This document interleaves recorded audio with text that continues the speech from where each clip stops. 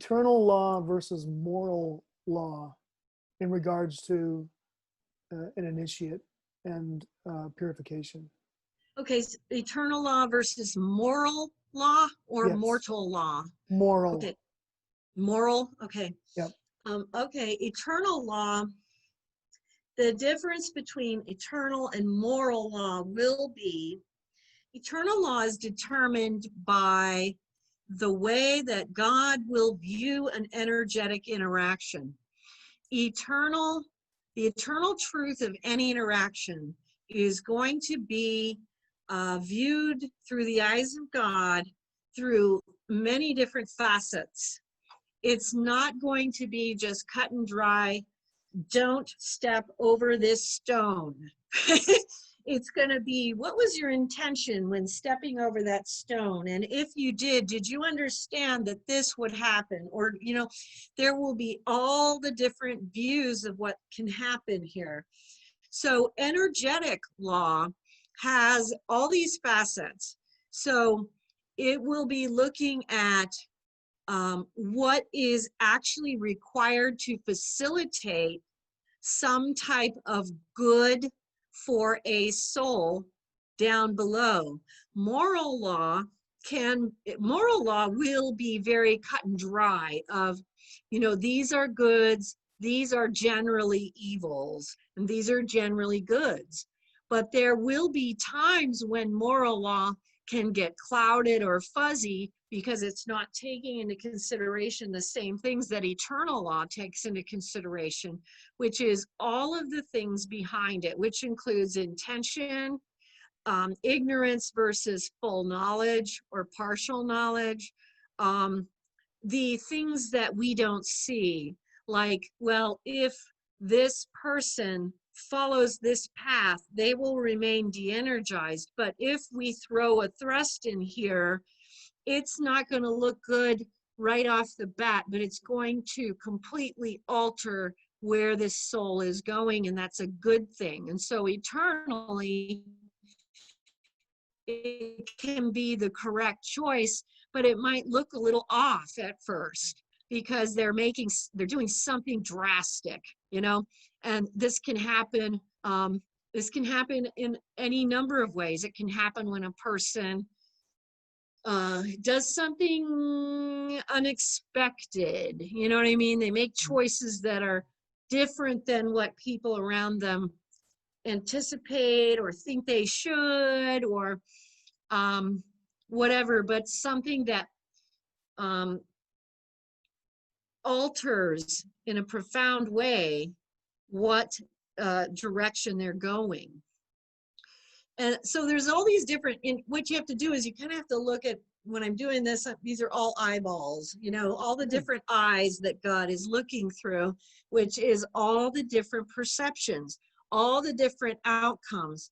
And eternal law is going to be based on some other absolutes, like, for instance, in eternal law, it states anytime you put the life of another individual at risk, you lose the right to your own.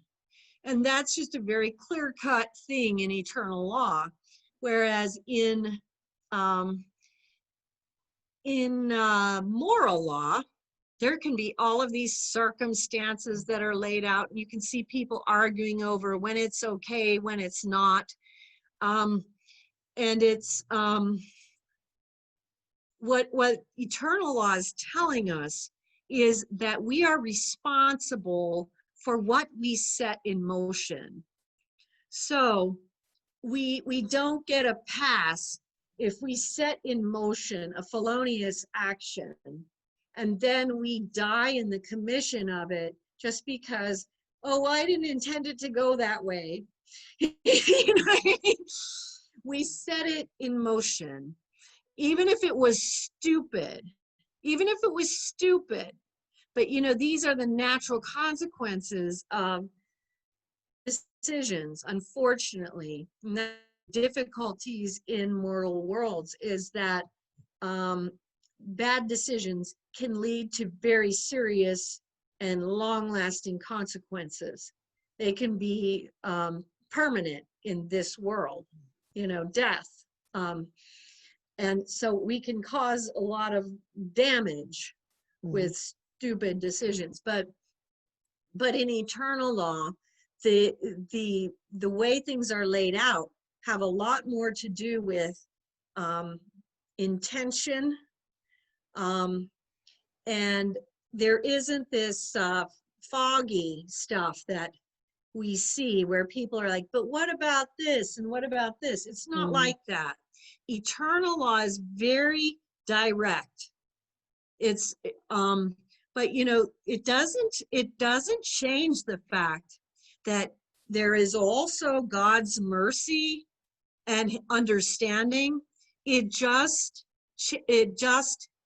completely alters the fact that there is no there's no expectation on our parts that we are owed like 100 saves of our lives before we have to pay the price for doing something really stupid over and over again. We're not owed that. That does happen. The eternal does intervene sometimes, but we're not owed that, not even once. So when it's given, we should not take that for granted. We should consider that a great and profound grace that we have been given, that the Lord felt that our life was worth saving and that we had more to accomplish, and that we should take that with the solemnity that it deserves.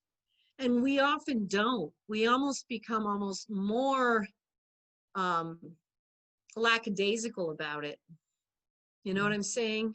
Oh, yeah. It's like, oh yeah, look at me, I did that and I got away with it. And it's like, no, you just received, a major holy grace, and you should be like on your knees. And I'm going to try not to do that again. I'm going to try to see what I did wrong, why I didn't see that coming, or whatever. You know what I mean? Or to not do that again, like, because non-action can be an eternal lawbreaker just as much as an action. Exactly. But I wanted, the hammer of mysticism, which we're covering, is the encyclopedic journey into the mystical processes and terms. And so I like to have specificity and real distinctions between the terms. And so what is the relationship and differences between alteration and transmutation? Well, that's a good question. Let me just take a look here to make sure that... It's like you knew I was going to ask that before I asked it. You're already being guided to go to the spot in the book where you wrote it to review it. I know what he's going to ask. I'll just start going there right now.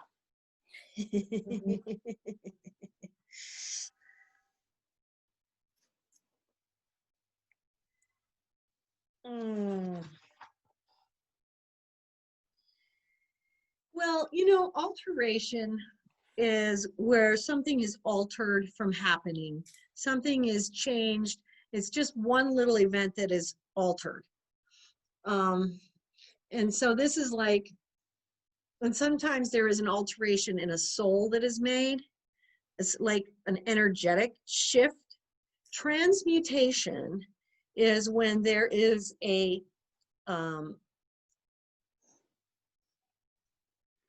shift, a change that is on an elemental level.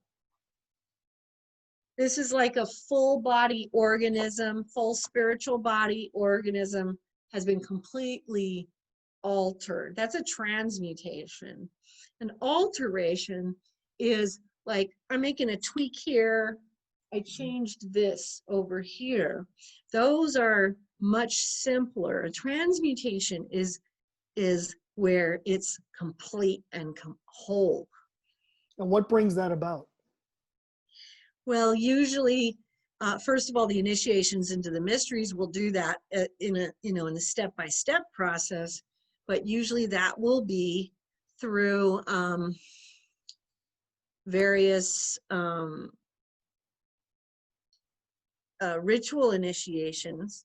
You know, in my experience, like for instance, as you're learning alteration, you go through a transmutation from a regular spirit being into someone who is capable of carrying the medicine, which is the light that you utilize to alter others. And this is like this powerful experience, and it's brought about, in my case, it was the medicine women from throughout the ages surrounded me, and they somehow instigated it through God, the Spirit, you know, the Great Spirit. And it's like imagining a hurricane going on all around your whole body. Except it's your own hurricane, your own private hurricane. Except it might even be more like a typhoon.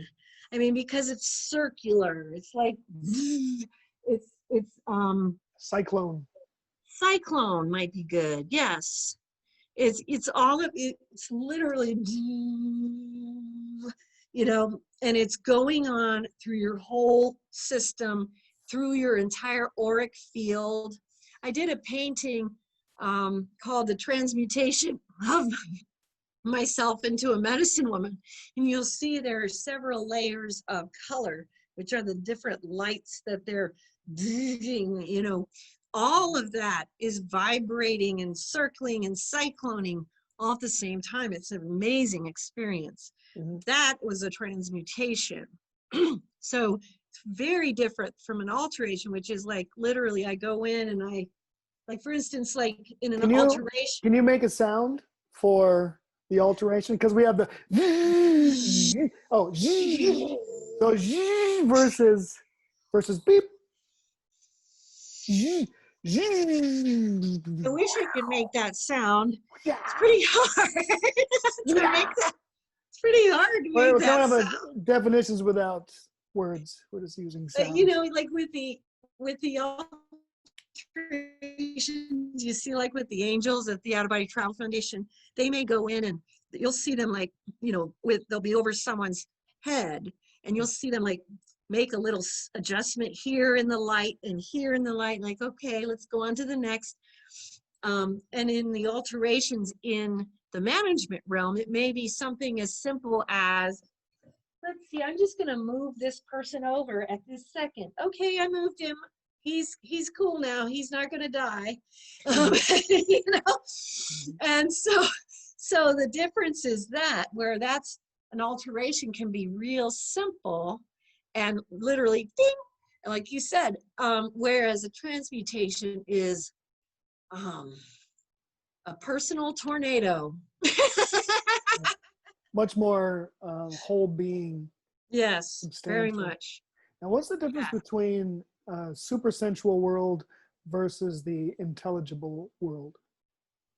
Well, the super sensual world is,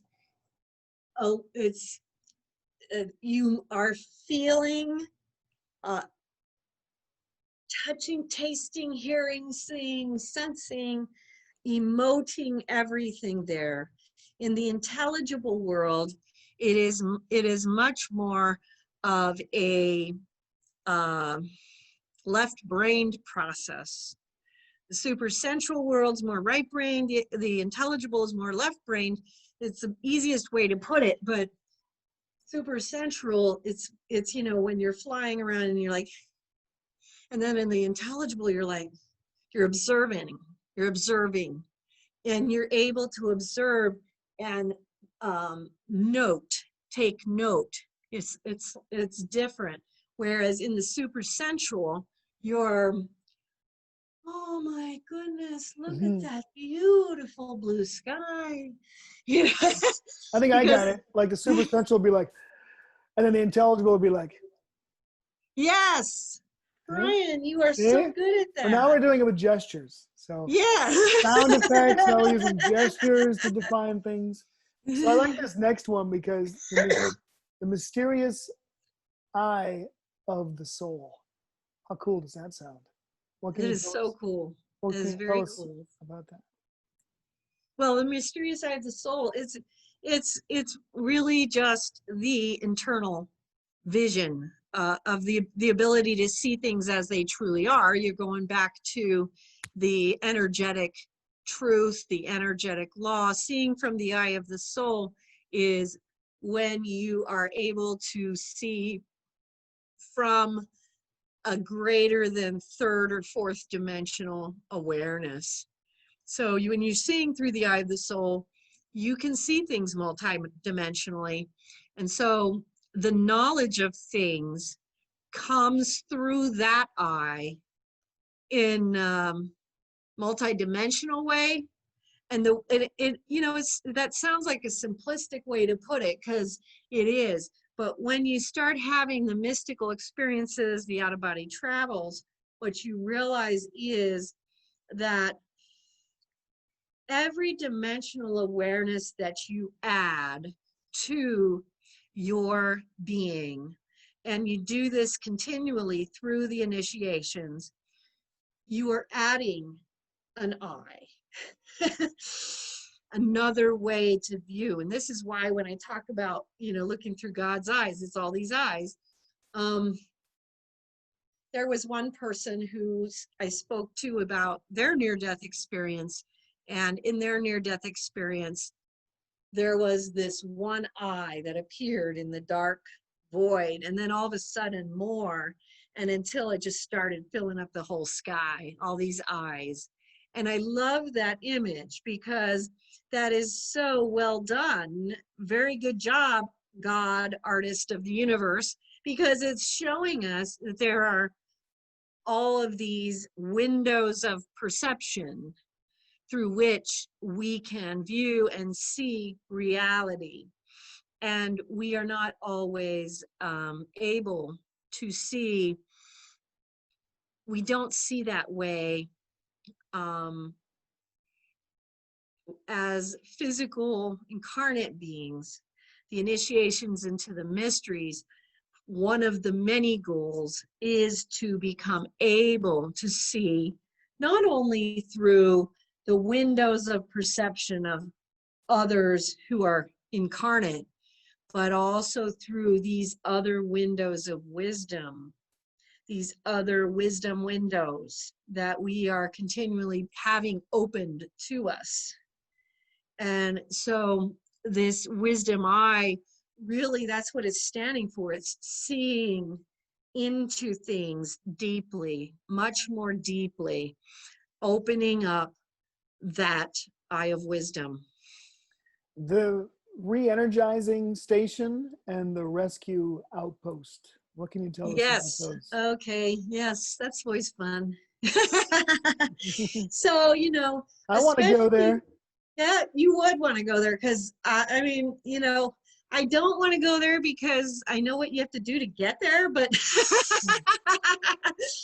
but it's a very cool place. So let's look at the bright side. But the Reenergizing Station is a place where alterers, people who are called to work in the alteration realms, where they will go when they have made a mistake somehow and gotten lost in an alteration. And this happened to me a couple times, and I wrote about how you go up, you get lost into the illusion that someone else has. So now you're lost in their world, their management realm, and you have forgotten who you are and what you were doing there. And so you are now wandering around as just another confused soul. And this can happen, when we lose our focus. This is why discipline is such an important part of this whole path. But you go there, once you reach the gateway, you go up this huge thing of steps, and they put you on these beds, and they're light beds where you go through healing, and you undergo a lot of healing, a lot of re-energizing of your light, and remembering who you are and why you ended up there. And then you have to address the issue of the alteration itself. in case that wasn't performed correctly, either you're going to go back in or someone else is going to go in and complete that mission. And what was the second part of that? The rescue outpost was one, and then Yes, that's one of the that's the rescue outpost. and then Yes. the Reenergizing Station. Yeah, When and you're that's low where on- you go, because yes, we can make mistakes and end up needing rescue, and then you need to be re-energized, and they have to bring your memory back, and then and then you have to deal with, okay, so what went wrong in the alteration, and what do we do to go fix the alteration for the person it was originally intended, and then getting you back on target and on track as well. We talked about the angelic hierarchy. Is the celestial hierarchy completely different? I don't think so. I mean, I would say that the celestial and the angelic hierarchy all kind of work together. Okay. The celestial hierarchy might add to, including all sorts of spiritual teachers, spiritual guardians, some of the mostly the spiritual teachers, and then you have certain types of beings that are more celestial, because there's different types of energy in the different types of Empyrean heavens. And so yes, they work together. They work together. Is It's all part okay? and parcel. Is the Book of Life the same as the Book of the Eights? It is. Okay. So I wanted to touch upon a couple more things. Can you talk a little bit about presence versus absence? As talked about, I mean, it's pretty obvious, like being present or being absent. You're going to have to give me some clue as to how it was talked about in the chapter. Well, it came right after the Book of Life. It came after karmic ignorance versus dominant darkness versus pure evil, which I'm sure we'll touch upon later, and after ghosts and lost souls, and mystical and ascetical training. And then I just thought that's very important about presence and absence. Okay, let me just make a quickie here, because I'm sure there was a purpose for it. It was enough where I just made a note of it to go over it. Okay.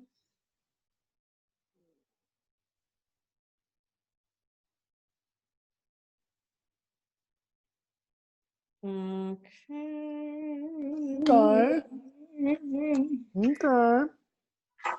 Well, Well, maybe it's not something we're meant to talk about right now, which is fine, since I have more questions. okay, let me just see. I'm not seeing it listed out here. Well, So it's something we can talk about in the future. Okay. On something. And can you, like, exorcism versus deliverance? Oh, well, exorcism is when someone is actually under possession. Deliverance can be done when someone is under obsession or any of the levels of demonic intrusion which come before possession. And so deliverance can be, you don't have to be possessed. You can just have some type of demonic Intrusion? intrusion. Yeah, and it can be anything from suggestions being made to you, just the presence around you, temptations. And so, yes, deliverance.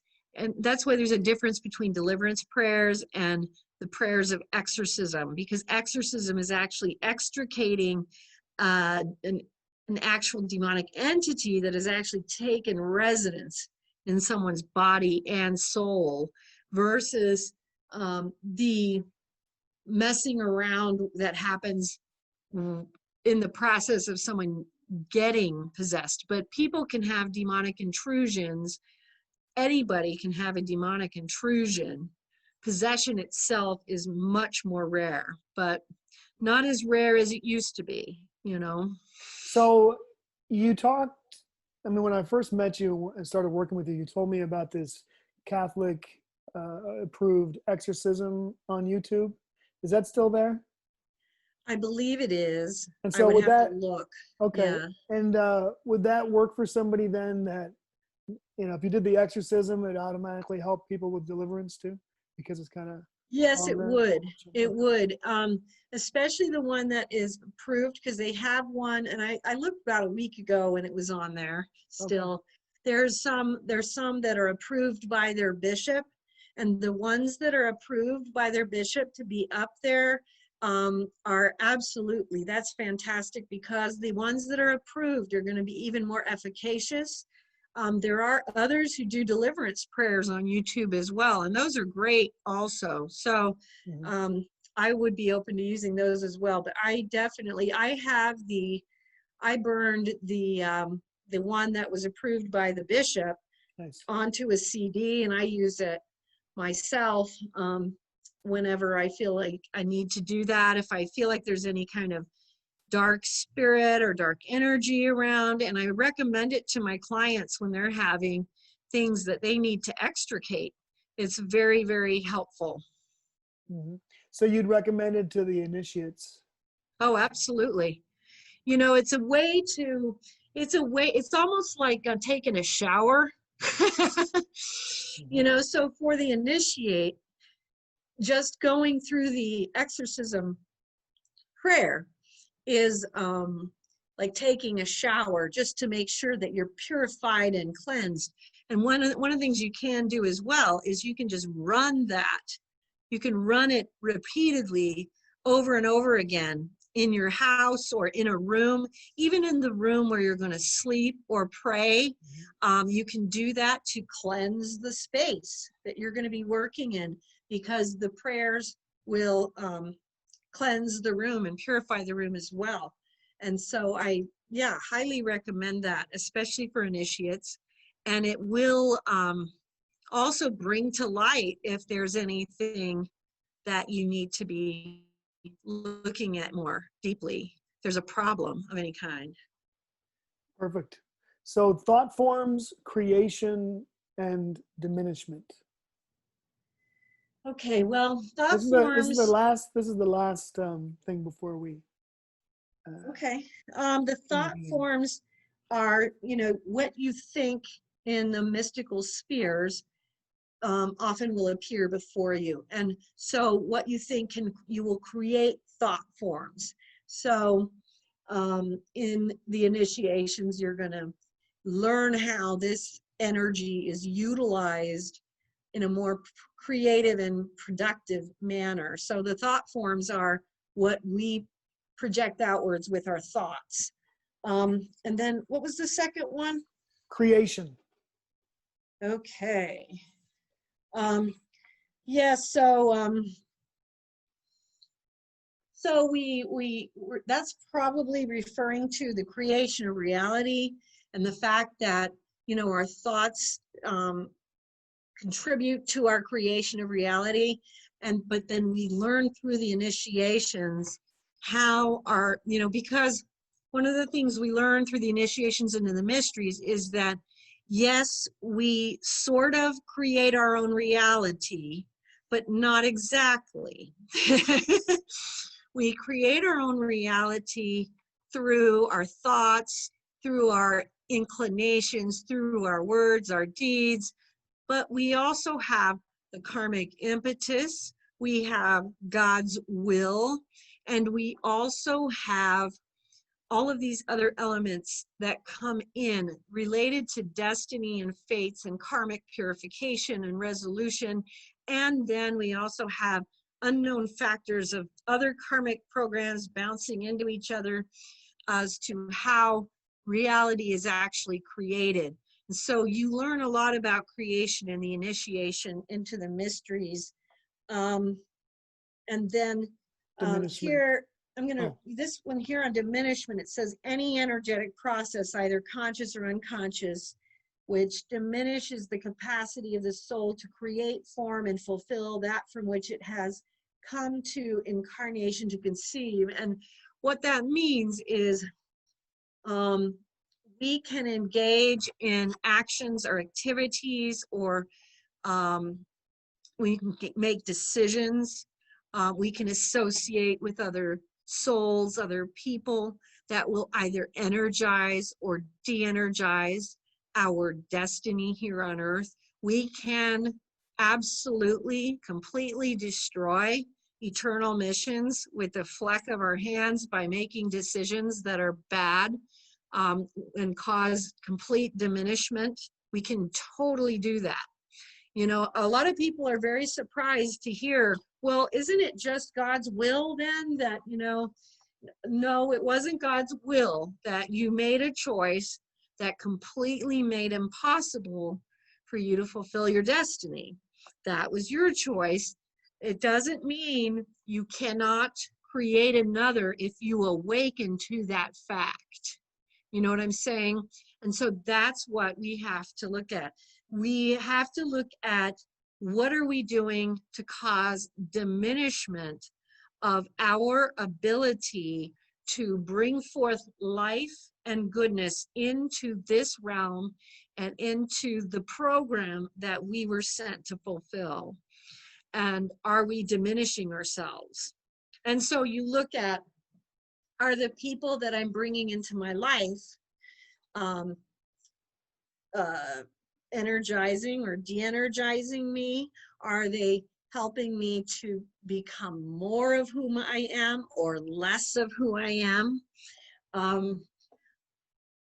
Are they encouraging me and or bringing me forth and forward into my spiritual journey, or are they completely ending it, stilting it, stunting it, or any number of other things? We make decisions all the time where we can engage in our own diminishment of our own free will. And we have to recognize that it's so important and huge, because you cannot complete the initiations into the mysteries without taking a good hard look at those things. There are things that we have to say no to. You know, if we want to follow the path of the mysteries and if we want to seek God, there are things we have to say no to. It's not just whatever I want to do and yet I'm going to do this too. It's we have to make hard choices, and we have to look very closely at what things are doing to us in our life. and we could And ask diminishment. ourselves, we could ask ourselves too, is it worth it Yeah. for me to do that, to give up, you know, Yes. what is possible and potential?